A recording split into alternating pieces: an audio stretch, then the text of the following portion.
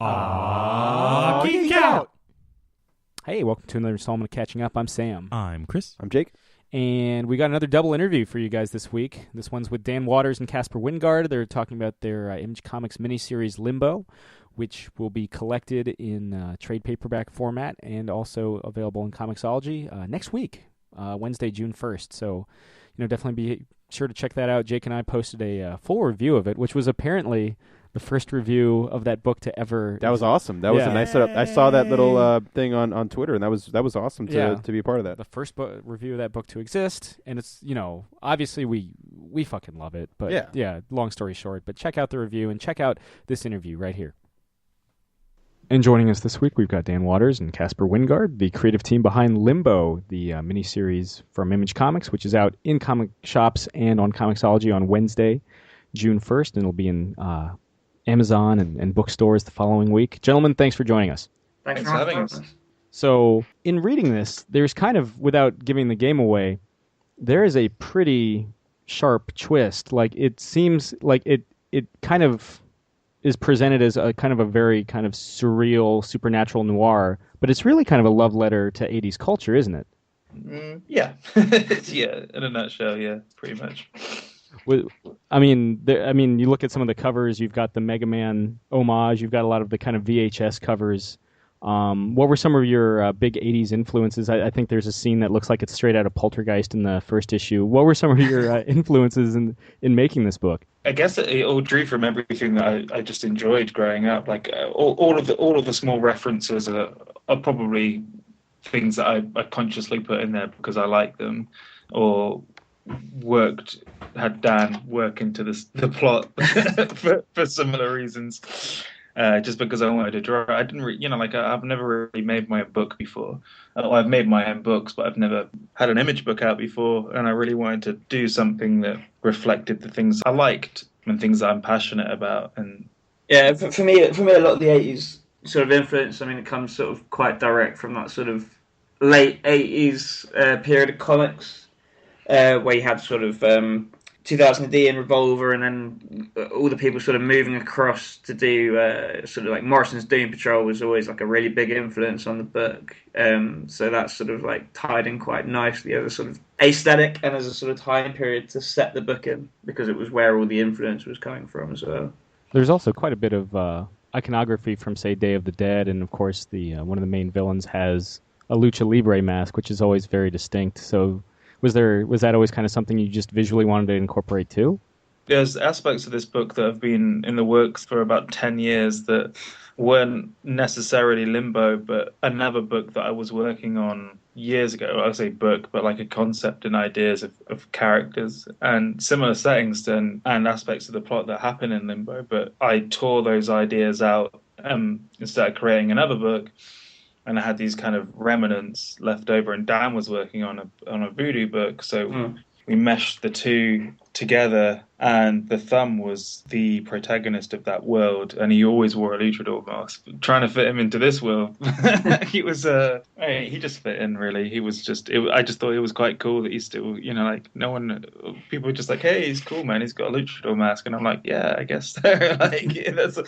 It was probably a little bit more relevant to his previous inhabitant of a story, but in this case it kind of just makes him slightly more unique as well, and it plays to his character as well in a weird way, because I guess towards the end of the book he's just like throwing clay around, and it's all about he's all about grandiose and theatrics, really, isn't he? And I mean, to go sort of like, let's probably take things like way off topic. For me it was when I first sort of saw the design, like you were like this is the character, this guy's going to be the villain. I was like,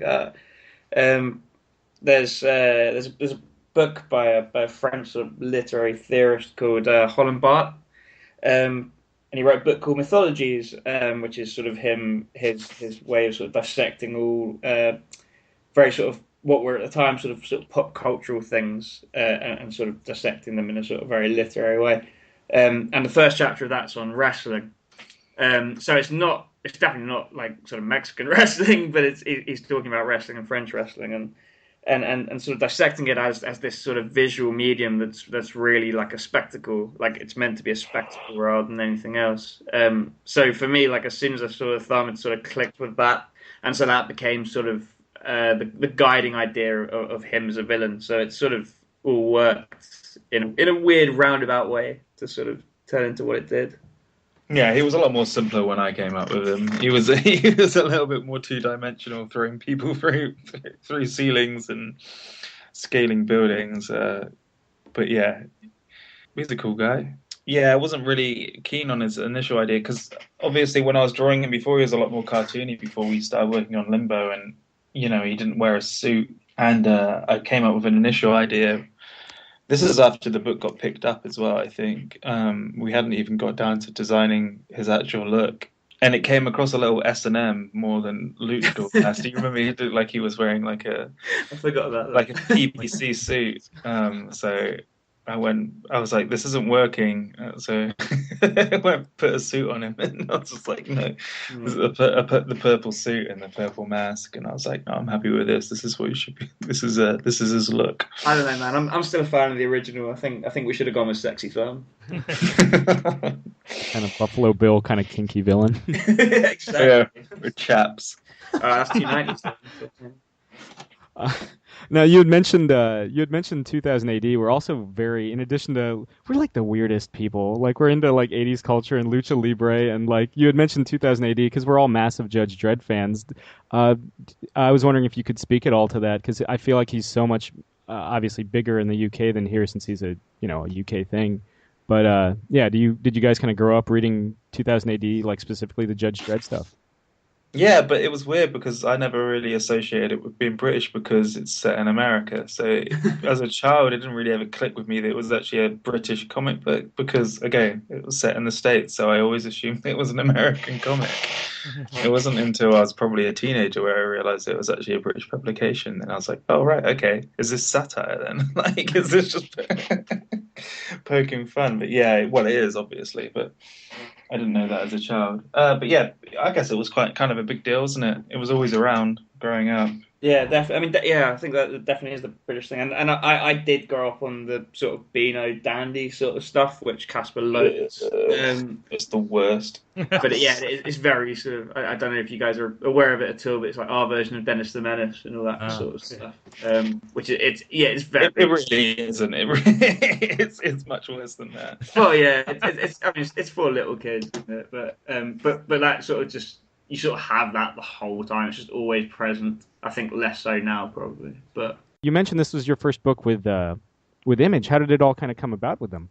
I've been talking to Image for a while about my work, just my portfolio, and they were interested in the work that I was doing. Not necessarily the books I was working on, but they were interested in me as an artist, and they were kind of supportive. Like they were always, mainly Eric Stevenson, the publisher. I would meet with him about my portfolio on various occasions at conventions, and he was always saying, like, I really like your stuff, like, have you ever considered doing your own book? You should do your own stuff. You seem more passionate when you're only working on, like when you work on your own comics. So I've been doing stuff with other publishers before, and I'd shown them to him. He wasn't too keen on it. He was just like, you can tell your heart's not really in this.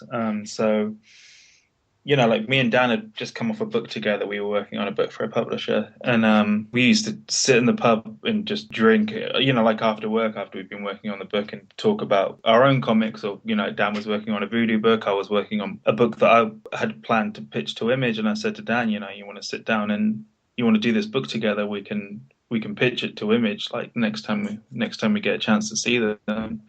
And Dan was just like, "Yeah, let's do this, man. Let's get cracking." When an artist like Casper sort of comes to you and says, "Do you want to do this book?" There's only really one answer, isn't there? You said no. No, yeah. I was like, okay, but you're only getting my like bad ideas. Well, a lot of people I've spoken to, they say, like, how did you get in with Image? Or because they're quite hard to, like, I know they don't.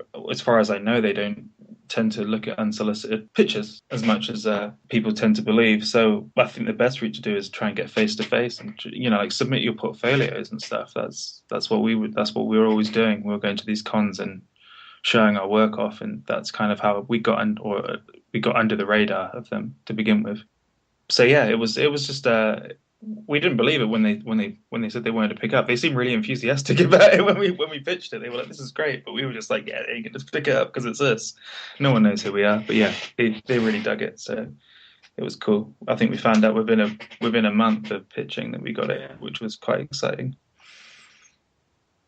Yeah, it's because some of us work over at the cons with Image, and I'm always surprised how open, say, Eric or Corey Murphy are willing to take a look at people's portfolios when they kind of swing by. So it was kind of one of those processes.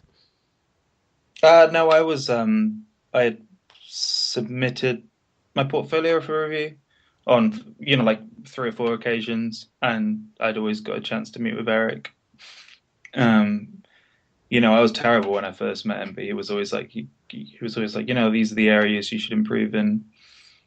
And like at the same time I was meeting with like say Marvel or Vertigo or people like that, and they were saying other things about my artwork. So I'd always take away, I'd go away, take the criticism, come back the following year with a new portfolio, and then they'd be like, yeah, this is good, like you need to work on this, you need to work on this. And it was just the case of that, really. Just keep going away and trying to improve in those areas and until they say yes, I guess. Or just give up. just take the criticism and go home and cry. Do or do not. There is no try, man. Yeah, but no, it's all really good. It was all really good advice, and I'm glad I took it, obviously. But yeah, they were always really super helpful, and I think that's their job, really, isn't it? When you do a portfolio review, is to kind of encourage you if they feel that in the areas that you should and not. Yeah. Was the book always envisioned and as a miniseries? Was there always kind of that finite run to it? No. It was pitched as a 5-volume series, sort of 5-volume arc. Pitched as a sort of monolith, but but we sort of went into it with quite wide eyes, quite naive, and sort of we just thought, well, we'll just do this and it'll run forever, but it's not really where the industry is right now. With your first create our own piece, you've got to prove what you can do. Which, but the thing that we were lucky in was that it was always planned in very, very solid arcs. So it was always going to be. I mean, because it's a detective book, it was always going to be each arc is going to be a case. So it didn't really impact, other than us maybe making things a little bit, more telling than perhaps they would have been otherwise. We didn't have to change too much. We knew where it was going. The arc sort of was going to end in pretty much the way it did, always. So we didn't. I don't feel like we've shortchanged anyone or that we've left anything. We've said everything we wanted to say, at least with that part of the book. No, definitely, yeah. With this story, at least. Kind of reminds me tonally of the Parker books by Darwyn Cooke. Kind of that kind of hard-boiled, albeit in a much different context. Because I've been asking some of the creators that have come on the show lately, was Darwyn Cooke kind of an influence at all? Unfortunately for myself, I've only just discovered him just as this terrible news has passed. I only follow a few artists in comics. I've always read comics growing up, but I never really followed artists as much as, people always like, who are your influences, who do you follow? But I just always, I followed writers in the books, but I don't know what it was as an artist that stopped me really engaging in that area of it. But yeah, sadly, it's all kind of new to me, and I kind of. It's terrible, obviously, but yeah, I haven't really got much to say. I think his artwork's incredible, obviously, and I love the New Frontier, but I hadn't really the Parker books hadn't really been on my radar either. No, yeah, so I'm going to go and check them out. Obviously, now I've been hearing amazing things about them, but yeah, they were completely off my radar for such a long time. Were there other big? I suppose there was other big noir influences then going into shaping the protagonist, then, like Sam Spade or any character played by Humphrey Bogart. Yeah, pretty much that. A lot of Chandler, Dashiell Hammett, that sort of stuff went right back to those books. for how Clay conducts himself. But yeah, I don't think the noir thing was almost like a little bit of a fake out on our behalf, because we knew we needed to tie this to something genre wise. We had to have a genre to sort of use as our springboard. And it was my style of art, really. Like, that's how I like to draw. Well, I like noir movies and 80s noir movies and anything from that genre, and that's the way I like to draw. So it was like, that's how I felt comfortable doing my first book with Image, again, because it's a back end deal. If I was going to work on something, I wanted to work on something that I felt comfortable doing, that I wasn't putting myself out of my comfort zone, knowing that I was doing this outside of work, for hours on end over a year. I didn't want to be, like going and doing something that I was, like I was forcing myself into uncomfortable territory, I suppose. So like noir was always something I was really comfortable drawing, those high contrasting scenes and those colors. So I think tonally that's where we wanted to go. So we worked it into the plot. Yeah, and there was definitely an element of wanting sort of, there was something of a trick to trying to do a magical noir book that didn't feel like Hellblazer, because I love Hellblazer and the character Constantine and everything, but there's a lot of that already, and there's a lot of books sort of doing that side of noir, especially in a sort of a cult way. So I think a big thing was to try and take that in a very different direction, as opposed to sort of replicate what had been done by Delano and Ennis and all those guys. Something we try to ask everybody that kind of comes on the show: what are you guys currently geeking out over? Well, I'm on my second playthrough of Dark Souls 3. I'm geeking out. Glutton for punishment, then. Yeah, it's as much as I can do in my spare time. So I'm punishing myself in my spare time. I haven't really been watching. I just watched. The last movie I watched was Civil War, which was okay, I guess. I didn't geek out too much. I think the last really good film I saw was 10 Cloverfield Lane. Was awesome. I was really big on that. But geeking out wise, I'm not really sure. Probably just Dark Souls 3, probably. I'm currently in the depths of. I'm still finishing my masters in comparative literature.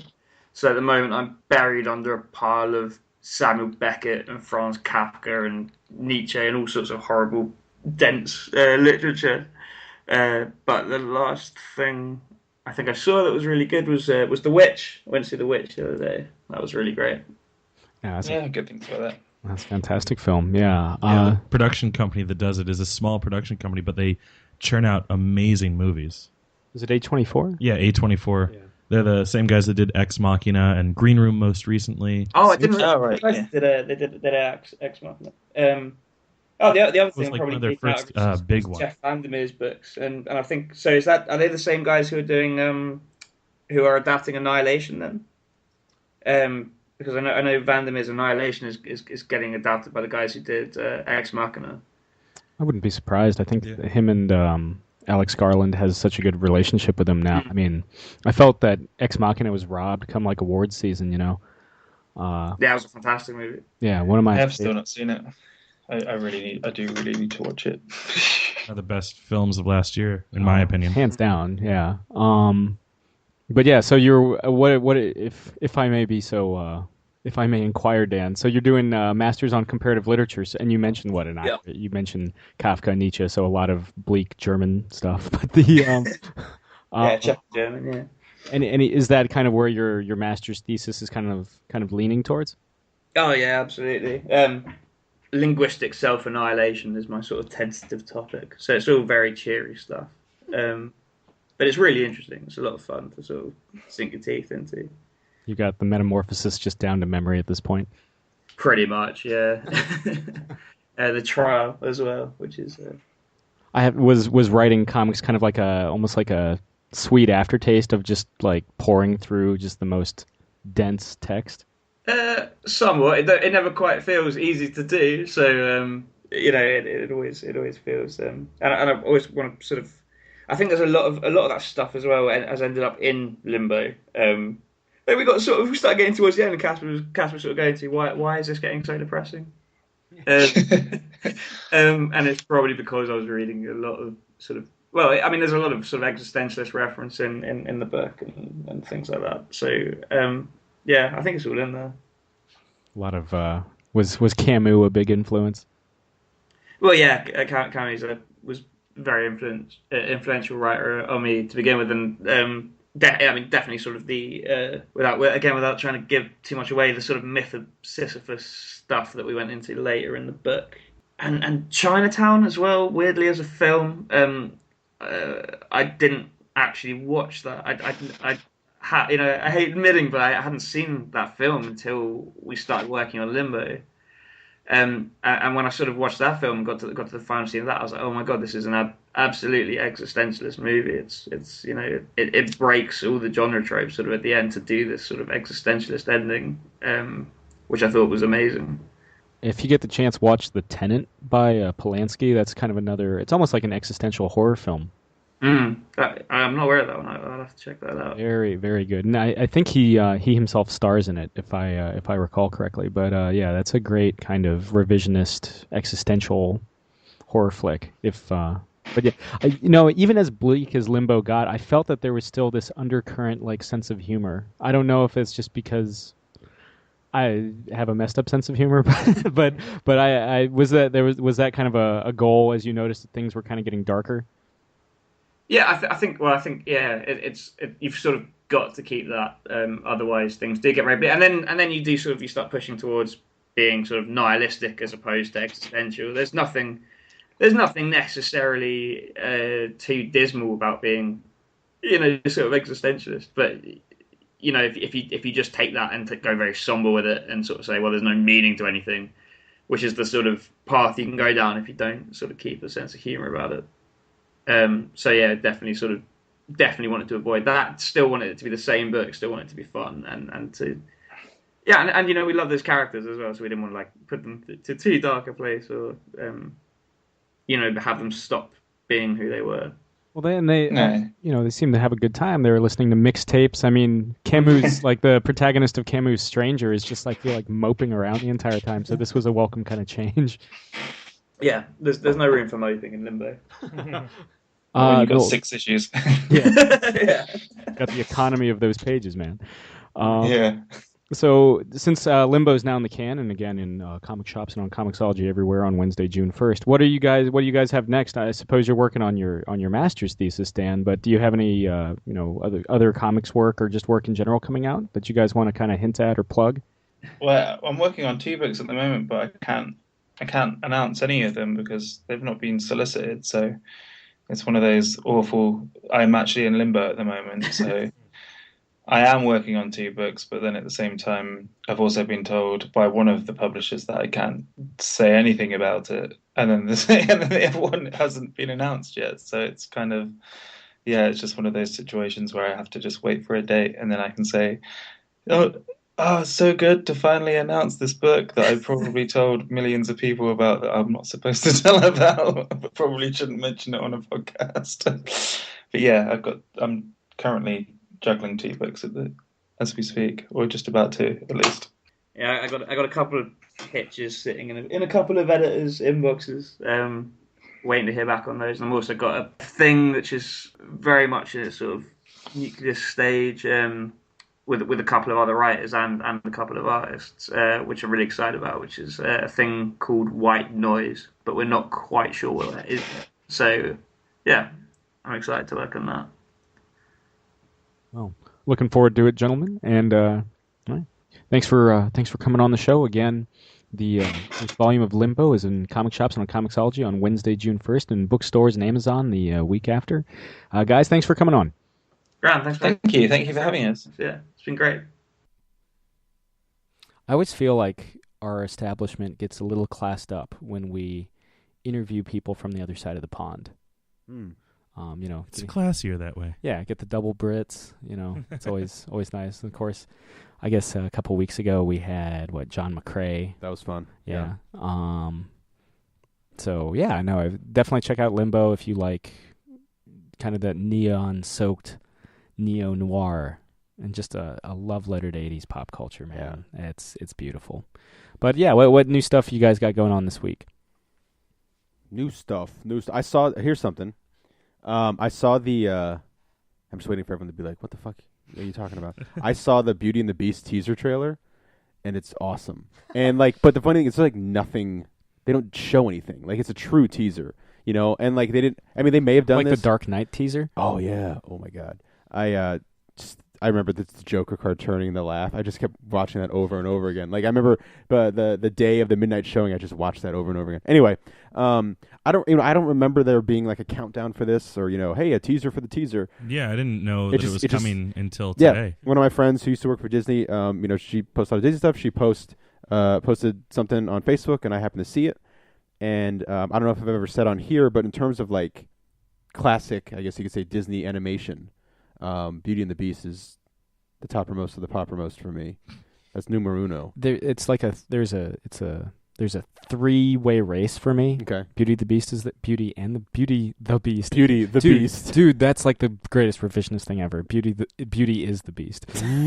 But 'twas the beauty that killed the beast. 'Twas beauty that was the beast. But Beauty and the Beast, Aladdin, and the Lion King. Those are the 3. Lion King's great. I mean, they're all good. But Beauty and the Beast, I think it's one of those things where it's that marriage of the CG and the animation, with the ballroom, that really opened the doors for Disney. The fact that it was fucking much nominated like for love. Oh, it's true. Let my love open the door. I got Sorry, you. I was watching a lot of Barbara Dunkelman like pun compilations, so I think it's just in my brain right now. That's how I am. But it was nominated for Best Picture. It was nominated for fucking Best Picture, and this is before. Like they had the animated. Well, the best animated is only like 10, 15 years old. And so, and Beauty and the Beast, like to get put up, and they didn't have the 10 back then. So like that's massive. Like even though they didn't win, like that's fucking so cool. I just think that's so cool. Like such a testament to how serious those animators took that movie and how great it is. And like, here's something else. I dressed up as the Beast for Halloween once. I was the Beast, and it scared my brother. Like he freaked out because like he's a wuss. No, I'm just kidding. He he's a lovely man, but yeah, I remember I had like the full on mask. Like it was like a looking back now, it's probably like super cheap. But I'll fucking dig up a picture and post that on Facebook just for fun. But I was Aladdin one year. There you go, yeah. Chris. Were you Mufasa one year? If only. Yeah. No. Were you ever a Disney character for Halloween? I don't think I ever was. Oh no, you know what? No, I did Peter Pan way back in the day. Fair. That's fair. Peter Pan. I mean.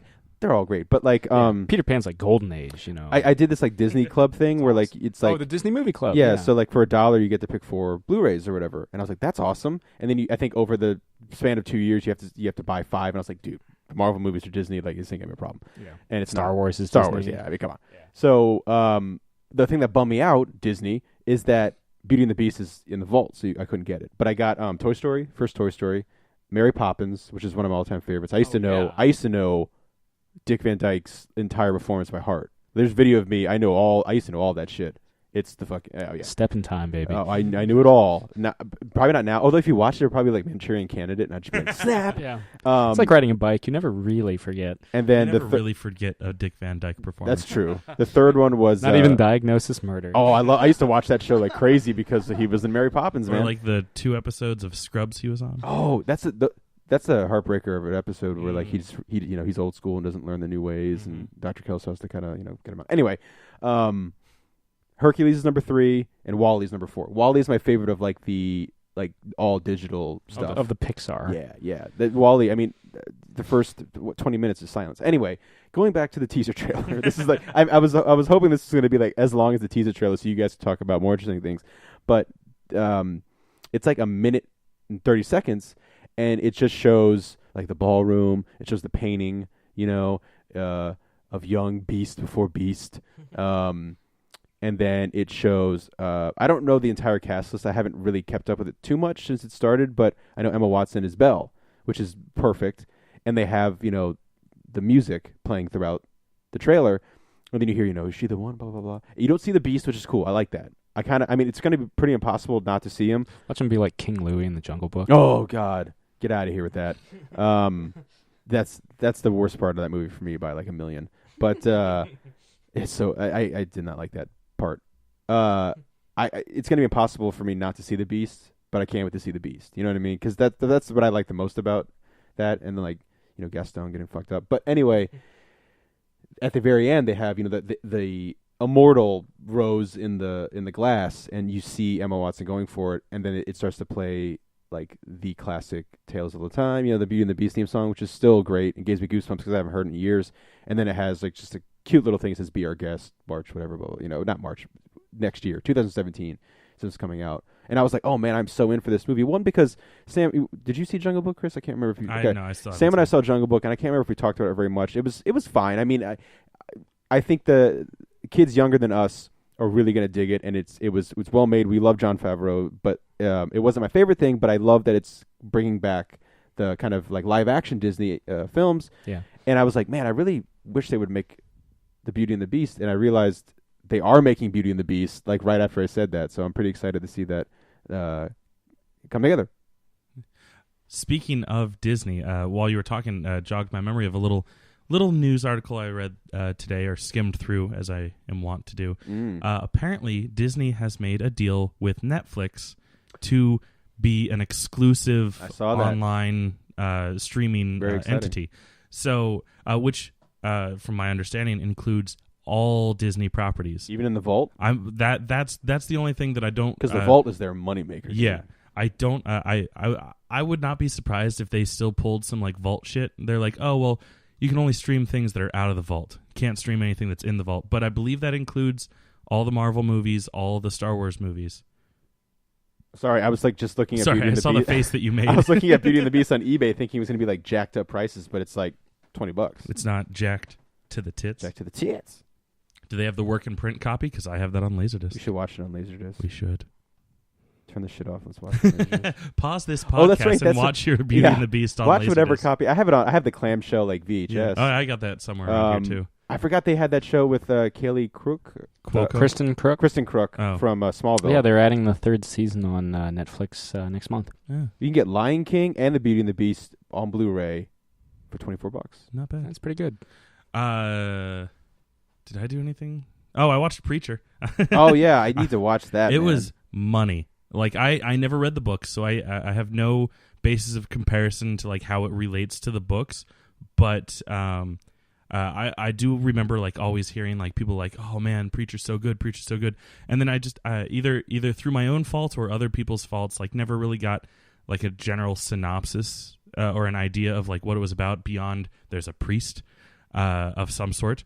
And he's the main character, so like I never really was like got interested enough to actually pick up a book and really read it. Like I bought a random trade of it, at some point, but I think it was like right in the middle. Oh yeah, it was just like more of a collection of a couple issues, not even like a full story arc or anything like that. And I was reading, I kind of like half read it, and I was like, what the fuck is going on? I don't know any of these characters, nothing. But like the show.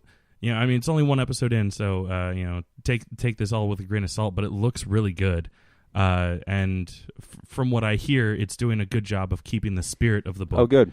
In the first episode, you get to see Arseface. Nice. Who is one of the few characters that I know because people talk about how he has a face that looks like an asshole. Saint of Killers. Saint of Killers. Yeah, they have to translate Arseface in the comic. Yeah, he has subtitles. Does he really? Yeah. Okay.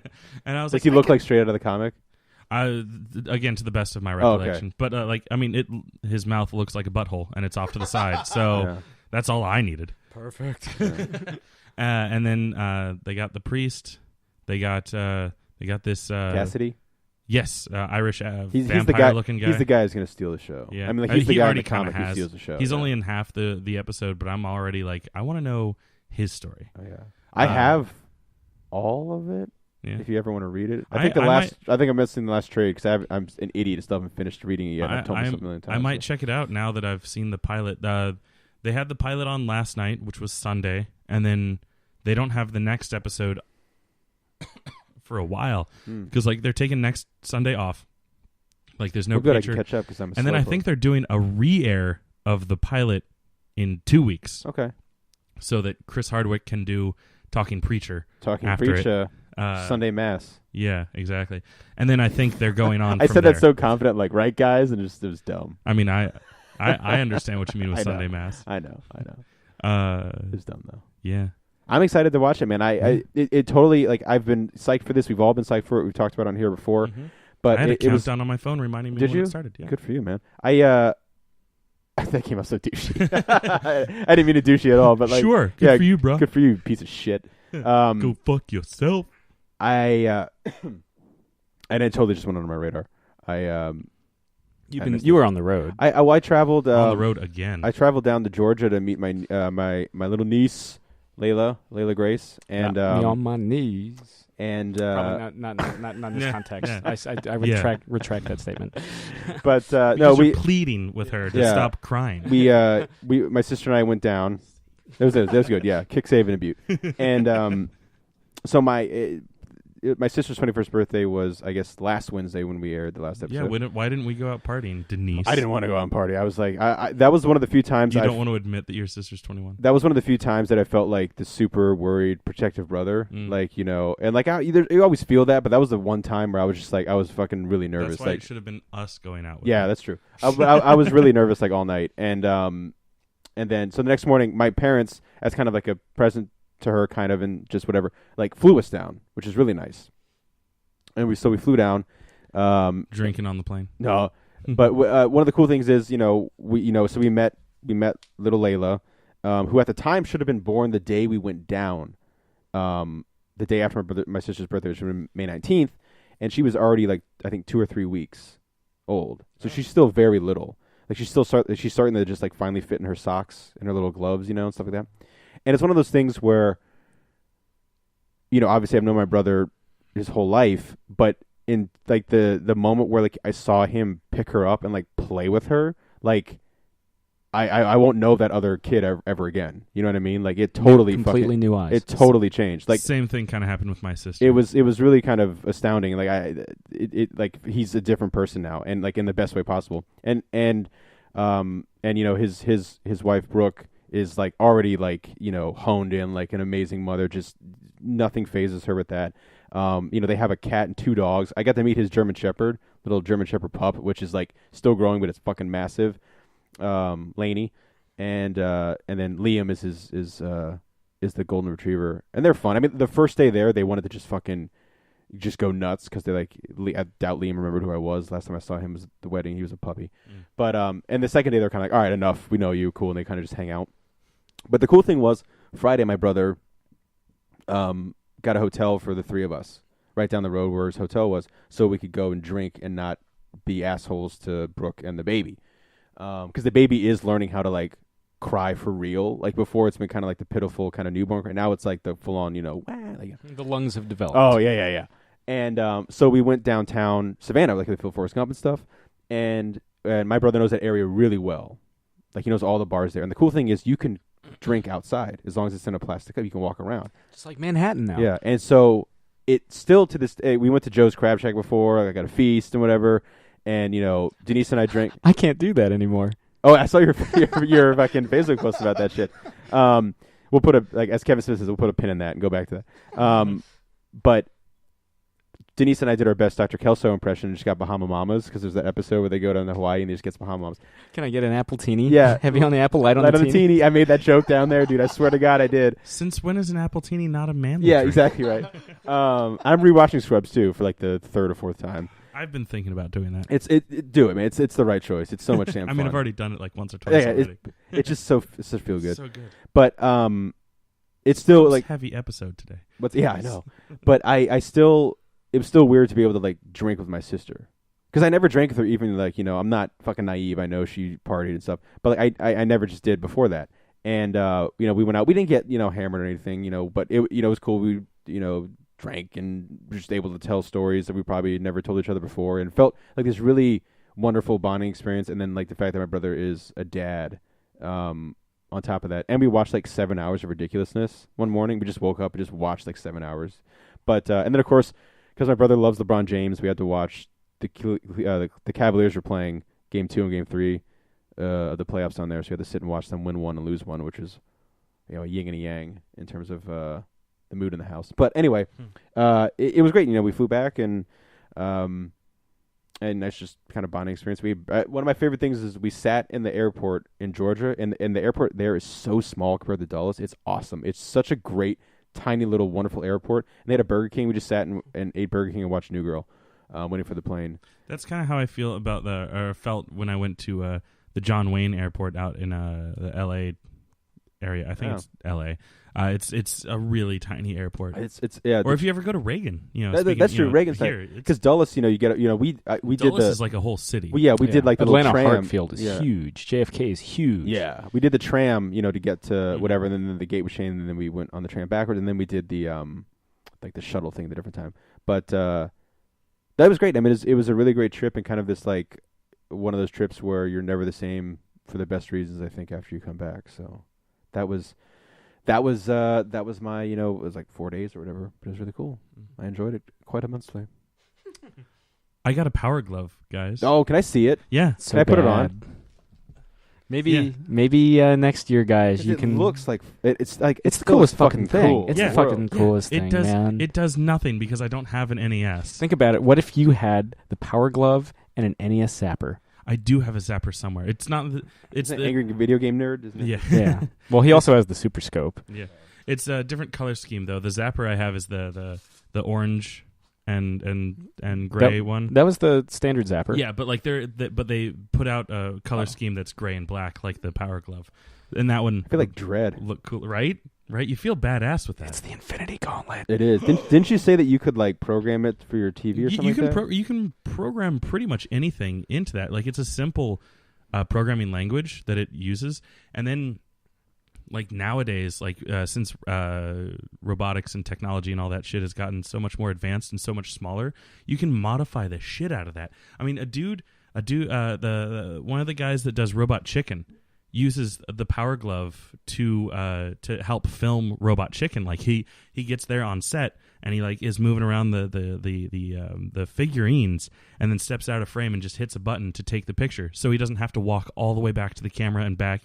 He can stay basically like right there, just out of frame while he's doing shit, and like it cuts down production time like ridiculously. It's for something that does absolute jack shit, right? It's like the coolest looking thing. Oh, it's so cool. Well, didn't you like buy it on air last? Like we were talking about pretty it, much. Like, yeah, I thought it was while we were doing the Wrath of Khan commentary, probably. How many spur of the moment eBay things have we done while doing commentary? There's so many Laserdiscs I've bought while on commentary. Yeah, I've got at least a couple comic books and a couple Amiibo while on commentary. Yeah. Like I just got the Mega Man Amiibo. Yeah. Pretty stoked. Do you want to put it on too, Sam? Since it's out already. Oh, of course. Yeah. Thank you. I remember seeing it when as long as you don't run off with it, I'm fine. I was the first one in the studio, and I saw it right there on the chair, and I was like, I could, but I need to ask. Yeah, no, sorry. I should have just asked since we were dicking around and not really doing anything for like half an hour. Like a little fucking kid. It's like you just gave him a newborn puppy. I kind of wish we were a video podcast so you all could see how excited Sam is right now. Oh my God. I've wanted this ever since I saw the movie Wizard. Which I have on VHS right over there. Yeah, man. In a clamshell box. That was Wizard. It's not the perfect film. It's like the greatest commercial for oh my God, the Power Glove. Hold on, I'm gonna take a picture of you right now. And the Mario 3. And Super Mario Brothers 3. Let me get in the chair. We'll do it right after we finish. Oh, okay. Yeah, that's probably a better idea. Let's not already waste thinking. any more time. Yeah, but no, man, this is it's been a pretty low key week, but yeah, definitely check out Limbo. That first trade. Or I guess it's only a miniseries, so that trade is out in comic book stores everywhere and on Comixology on Wednesday, June 1st. If you keep buying it, maybe they'll do another. Hopefully, yeah. No, that's a great series. And we could be the first review for the next series. We could, yeah. So, yeah, thanks again to Dan Waters and Casper Wingard for coming on. This has been another installment of Catching Up. I'm Sam. I'm Chris. I'm Jake. Adios. Thank you very much. Good night, Eric Bana. This has been another Geek Out production. If you enjoyed what you heard, hey, we've got a new commentary every Monday. We've got a special episode every Friday. Of course, there's the usual Catching Up show every Wednesday.